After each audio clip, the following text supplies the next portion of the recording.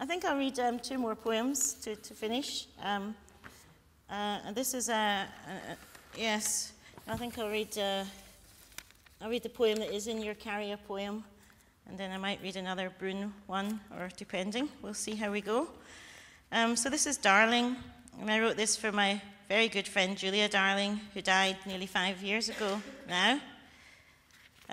Darling. And this is for anybody here who's lost somebody, which is just about everybody in one way or another. You might forget the exact sound of her voice or how her face looked when sleeping.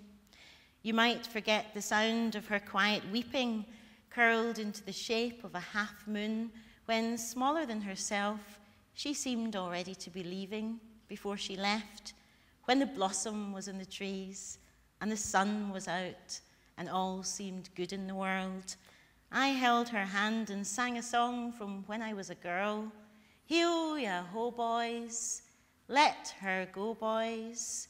And when I stopped singing, she had already slipped away, already a slip of a girl again, skipping off, her heart light, her face almost smiling. And what I didn't know or couldn't say then was that she hadn't really gone. The dead don't go till you do, loved ones. The dead are still here, holding our hands.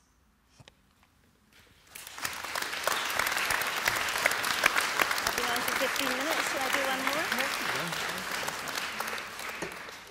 more? Okay, so I'll just do one last one, so I've done my 15 minutes. Been timing myself assiduously here. And shall I read you another Mabrun, or should I read you a different one? You can choose. All right, Mabrun. Okay, well, you asked for it, so I hope you're ready. This one's called Mabrun's Vagina Monologues. Maybe it's a nice little counterpoint to all that talk of erections. Bring it on.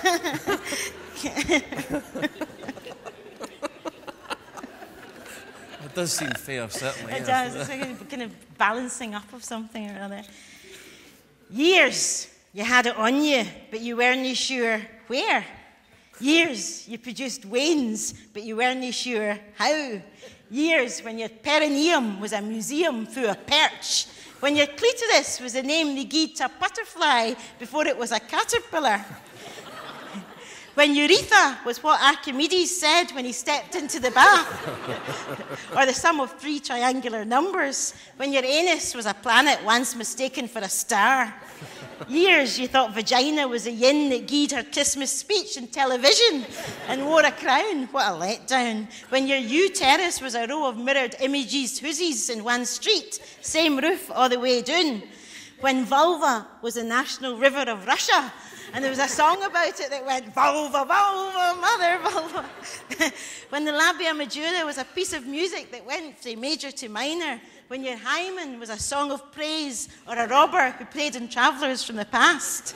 Years you didn't know your arse for your elbow. When you thought sperm was something you got with the flu. When you didn't know what to do. When you lay in the dark fumbling, thinking intercourse was a new wee fandangled phone you could use room to room.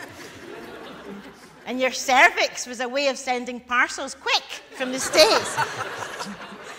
When you thought period was another time in history, or a full stop, or a piece of heavy furniture. When you were out of your time, out of your league. When friends of yours in Glebe Street seemed to know about the birds and the bees, and be blasé, and tease, and tease, and tease. And you, Mabrun, were all alone and naive.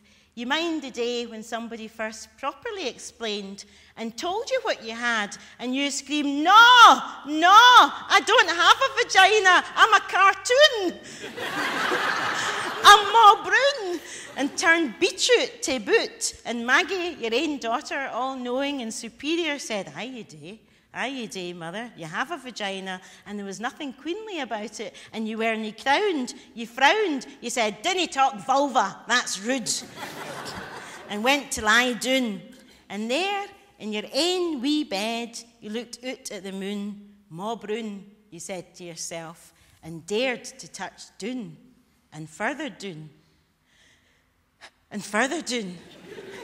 And what a fright you gave yourself. That must be what they cry in orgasm. Eureka! Michty me! What a din! What a din! You shook and shook and shook like the one shortbread left in the shortbread tin. Ah, well, life shows up the odd surprise. In the end, you settled on calling your vagina the Sunday Post. Since it got opened once a week.